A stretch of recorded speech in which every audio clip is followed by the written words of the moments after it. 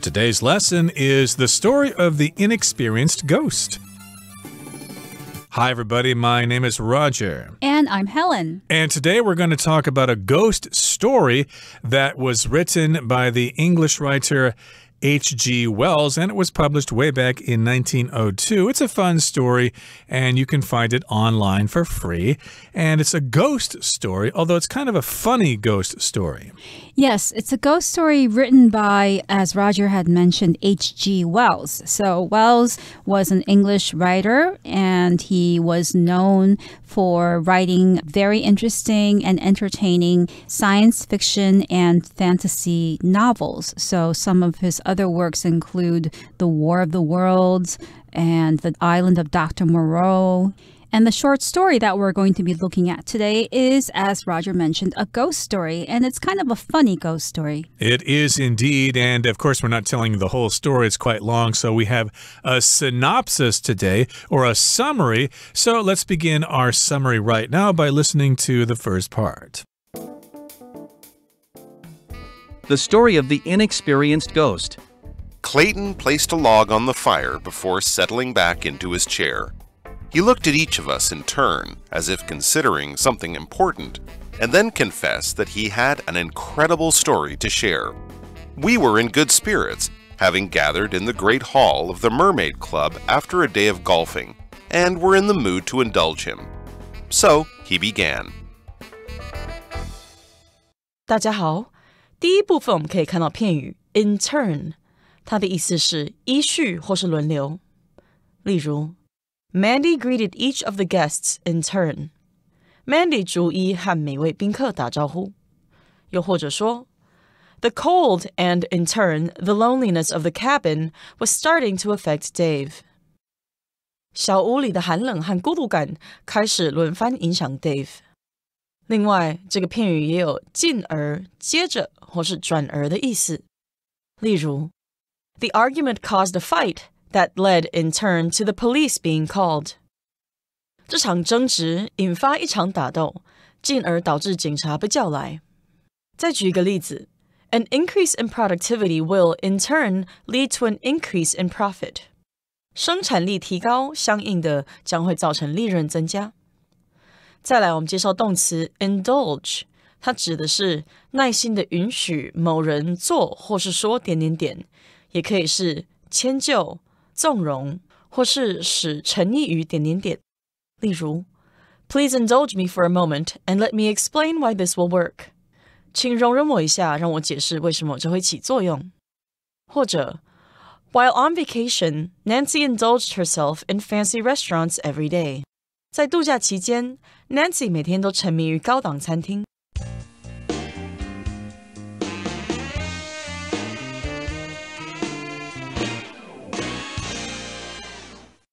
So diving right into today's synopsis, the first line says, Clayton placed a log on the fire before settling back into his chair. He looked at each of us in turn as if considering something important, and then confessed that he had an incredible story to share. So here we have the introduction of the setting and the characters in this story, and it starts in the middle of a situation in action as the character is doing something. And the character here is Clayton, that's his name, and he had just placed a log on the fire. So they're sitting before a fireplace, and he had just got up and placed a log, a piece of wood, into the fire, and then he sat back down. Right, and then he looked at each of us in turn as if considering something important to say. Now, in turn here just means one by one. He looked at John, and then he looked at Dave, and then he looked at Stephen. He looked at them in turn,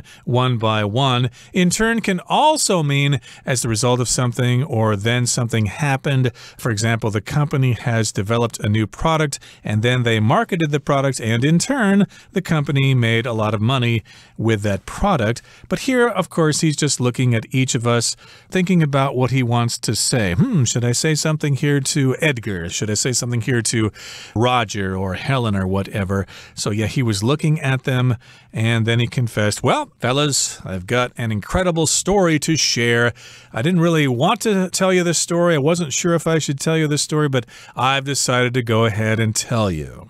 Yes, and since the speaker of this story is one of the people that Clayton is addressing, the next line says, "We were in good spirits, having gathered in the great hall of the Mermaid Club after a day of golfing, and were in the mood to indulge him." So this group of people had spent the day golfing or playing golf, and they were in a good mood. They had a great day, and they were at the Mermaid Club.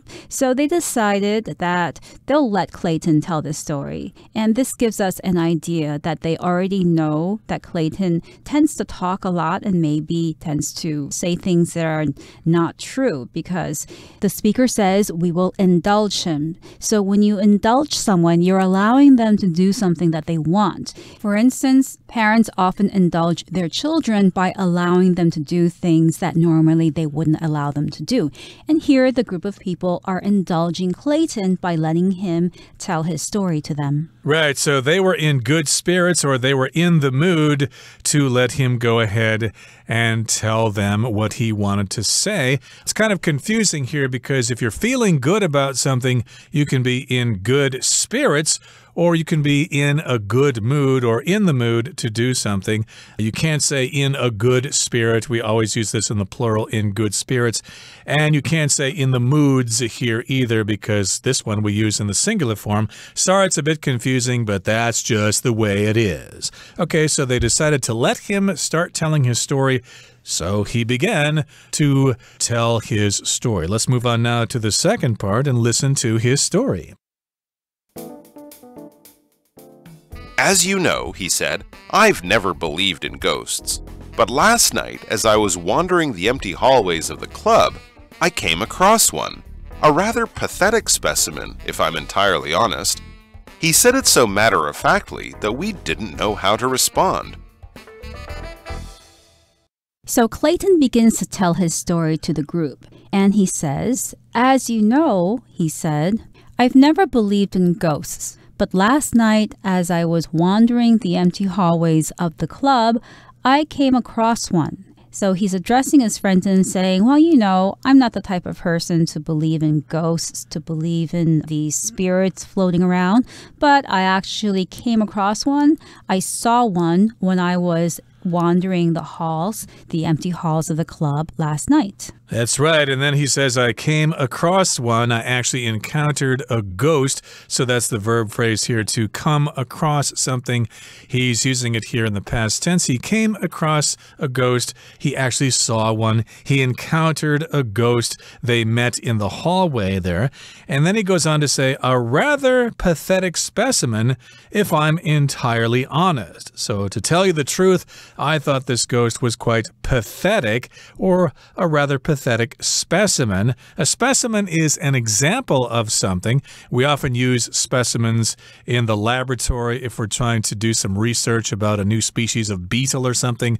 We've got the beetle in the laboratory and we're cutting it open and looking at the inside of the beetle. That would be a beetle specimen. And here again, pathetic just means, oh, it's something sad. It's something that makes people feel sorry for it. Yeah, that ghost was so pathetic. I felt so sorry for that ghost. Right. Perhaps the ghost wasn't scary at all, or it didn't know how to be scary, so it was a pathetic specimen. Now, specimen, as Roger said, is kind of like an example that you would use in a laboratory to conduct experiments, but you can also use it in a humorous way to talk about somebody when you want to say something funny about that person, usually regarding how they look. So if a person were dressed up really, really formally, then I might say something like, look at that fine specimen of a gentleman. Indeed, of course, if he's dressed up highly spiffy, then of course he would be a fine specimen of masculinity. But in this particular case, the ghost was pretty pathetic. It was a pathetic specimen. And he's saying, if I'm entirely honest, if I tell you the truth, he said it so matter-of-factly that we didn't know how to respond. So if someone says something matter-of-factly, that means they're being very straightforward. They're not kidding. They don't laugh. You can tell they're not joking. So he's definitely very serious here. And we were kind of puzzled here. Gee, he's actually talking about a ghost. We don't really know if ghosts exist. We've heard ghost stories, but we don't really know if it's true or not that ghosts exist. So we were kind of puzzled. We were kind of uncertain, but he did tell us this in a straightforward, serious manner. He said it so matter-of-factly. This phrase is often used in the form as a matter of fact, which would be in Chinese, 事实上. If I want to tell you the truth, to tell the truth, as a matter of fact, your brother just got fired from his job. Yes, and we also often hear it when talking about or when we're watching reports about murderers, serial killers. The reporter might say, yes, the murderer was so cold-blooded. He admitted matter-of-factly that he killed 5 people, which means that he didn't show any emotions when he admitted to his crime. So it can also mean a lack of emotions when you're expressing something. Exactly. So let's go on and figure out what he says next in his ghost story about the pathetic specimen of a ghost that he came across in the hallway of the Mermaid Club. Let's listen now to the third and final part. I know it sounds unbelievable, he continued, but it's true. There he was, quite transparent, moping around by the stairs when I came upon him. Naturally, I asked him what on earth he was doing here on our side of things. And do you know what he said? He had come haunting and had forgotten how to get back. Clayton let out a loud, good-natured laugh. It turns out that ghosts move between the two worlds by performing a complex series of gestures with their hands. This poor soul had completely forgotten one of the movements. 第3部分我们看到形容词 unbelievable， 它的意思是令人难以置信的。举例来说 The basketball player made an unbelievable play. 那名篮球选手这场比赛打得好到令人难以置信。又或者说 Henry has always had unbelievable luck. Henry 总有令人难以置信的运气。接下来我们介绍形容词 transparent， 它的意思是透明的或是显而易见的。例如The new wing at the library is made entirely of transparent glass. 那间图书馆新建的侧厅完全是以透明玻璃建造的。又或者说 You can see all the inner workings of your computer with this transparent case. 使用这个透明的外壳可以让你看到电脑内部的运作。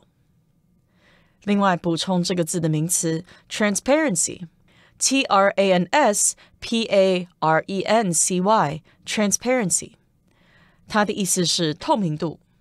例如 The transparency of the plastic package let people see the product inside it.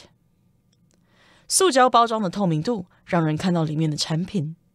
最后我们看到单字 haunt， 它是动词，指的是鬼魂经常出没或是萦绕，不断的困扰。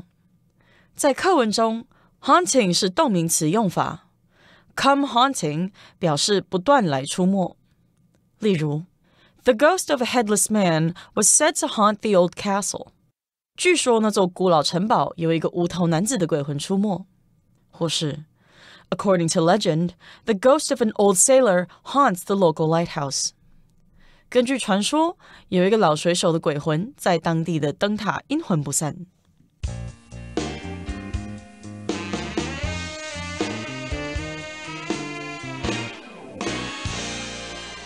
So before, Clayton had told his friends that he had come across a pathetic ghost.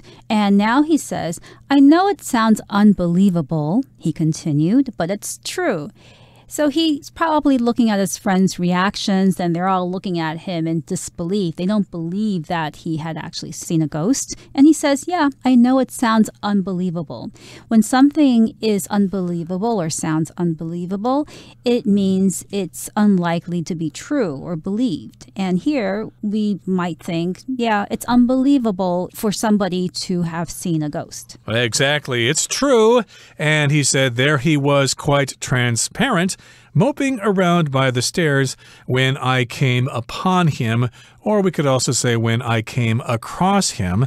Here we've got the word transparent, which means light can pass through it. Glass, of course, is transparent. It allows light to pass through, and then you can see the objects behind it. And this is an image we have of ghosts. You can see something there, but it's kind of transparent. It's a little bit, I don't know, like a sheet or something like that, or you can see what's behind it. So if you see something like that, then you probably are seeing a ghost. Yes, and this ghost was moping around. When you mope around, you're spending time somewhere, but without doing anything particular, and perhaps you're feeling bored or depressed. Sometimes parents tell their kids, stop moping around the house. Why don't you go out and play? Go do something active. Go talk to a friend or do something exciting, because the kid is just sitting around the house, playing video games, and basically moping around. Right, and of course, moping does imply that the person, or the ghost in this case, is kind of confused. They're kind of sad. Maybe they're a little depressed and they don't know what they're supposed to do. So indeed, he describes this ghost as being very transparent, and it was kind of moping around by the stairs. Now, naturally, I asked him what on earth he was doing here. So here, what on earth is just for emphasis here. Just what are you doing? What on earth are you doing? What on earth is that kind of costume? Yes, and he asked the ghost, why are you here on our side of things? Meaning the ghost should be where ghosts normally live and not where humans live. So the question is, why are you on our side on earth instead of in heaven or in the realm where spirits and ghosts usually live? And so he's wondering, what on earth are you doing in our realm? In the realm of the living, you're supposed to be with the dead. And do you know what he said? This is what Clayton says. He's talking to all the other people at the club here. Guess what he said? He had come haunting and forgotten how to get back. Now here, haunting is from the verb to haunt, which is what a ghost does if it wants to scare you. Hence, we have the term haunted house, a house or a building that supposedly has ghosts in it. You might be unfortunate to have bought a house or an apartment that's actually haunted, and you've bought the house for a cheap price and nobody told you that it was haunted. And then you find that you're hearing some strange sounds at night, or you're hearing the sound of someone crying or something like that. Indeed, your apartment might be haunted. Yes, and as soon as Clayton told his friends that, he let out a loud, good-natured laugh. So he was amused by his own story, by the idea that a ghost could get lost and not be able to return to its own realm. So he let out, which means he just gave out, a loud, good-natured laugh. So this laugh wasn't to make fun of the ghost. It wasn't implying that the ghost was stupid or anything. Good-natured means it was innocent, this laugh. It was all expressed in an innocent and good-natured, without evil-willed manner. Right, okay, so he said it turns out that ghosts move between the two worlds by performing a complex series of gestures with their hands. Now, I'm not sure if that's the way ghosts really do it, but I guess they do have to perform some ritual in order to pass from one realm to the other.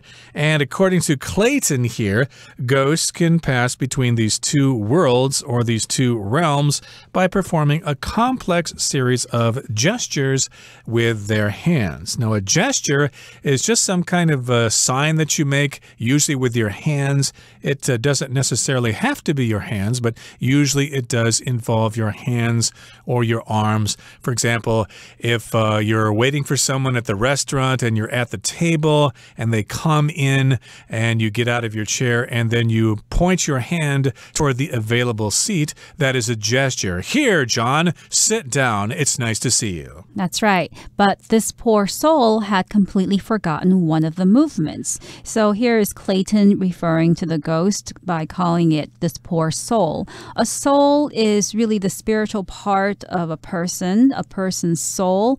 Some people say remain after a person dies. So the soul may go to heaven according to some religions. But you can also use soul to refer to the person himself or herself by saying, that poor soul just lost his job, or that poor soul has so much work to do at home, as a way to sympathize with that person. Exactly. So I don't really know much about ghosts and how they go from one realm to the other, but according to Clayton here, they need to perform a series of gestures in order to move from one world to the other. The ghost had forgot one of the gestures or one of the movements.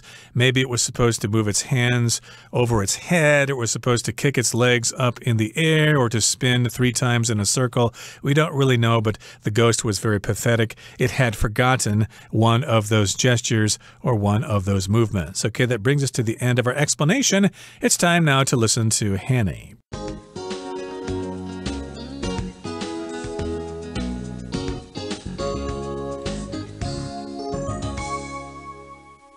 各位同学大家好，我是 Hanny。 我们来看今天的文法重点。课文第一部分有一个句子写到 We were in good spirits... and were in the mood to indulge him. 我们兴高采烈，并且有心情耐心听他说故事。那文中用到 in good spirits 表示兴高采烈，心情好的意思。Spirits 在这边是指情绪、心情。那当这个意思来解释时，固定用复数形。而这个用法当中的形容词 good 也可以改用 high 来表示 in high spirit。那相对的说法就是 in low spirit， 那就表示垂头丧气啊，情绪低落咯。好，那另外要介绍的是 be in the mood 之后呢，可以接 to 加原形动词，或者是接 for 加名词，来表达有心情做某事，想要做什么。那么 mood 在这边是指心情、情绪。我们也可以用 be in no mood 后面接 to be 或是 for 名词，来表达没心情做什么啊，不想做什么。举例来说 I'm in the mood for Japanese food tonight。我今晚想吃日本料理。 I'm in no mood to talk right now. 我现在不想讲话。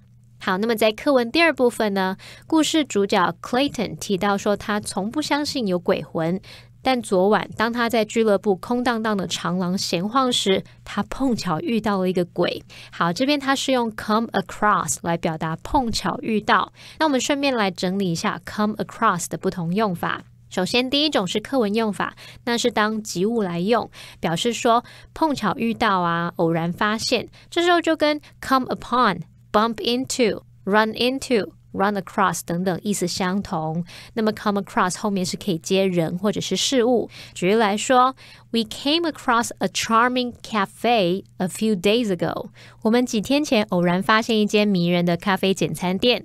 好，那么第二个用法呢 come across 可以当不及物使用，去表达说使产生什么样的印象。后面呢可以接 as 加名词或形容词，去表达给人什么样的印象感觉啊，或者是表现的怎么样。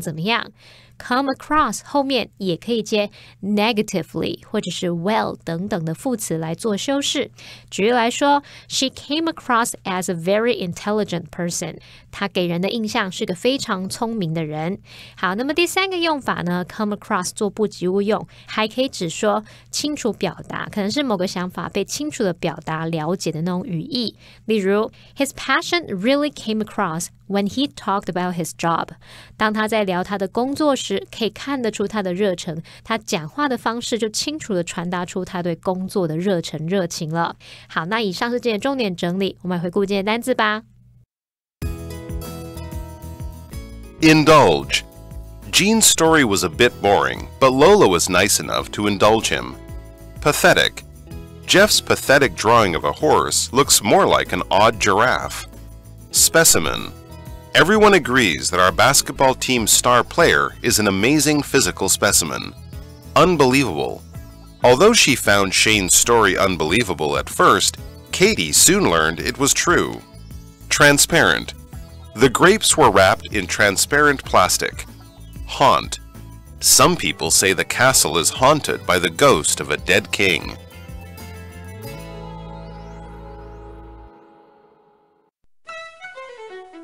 Well, everyone, today's article has come to an end, and I sure hope you enjoy reading along with us. I am Helen. I am Roger. See you next time.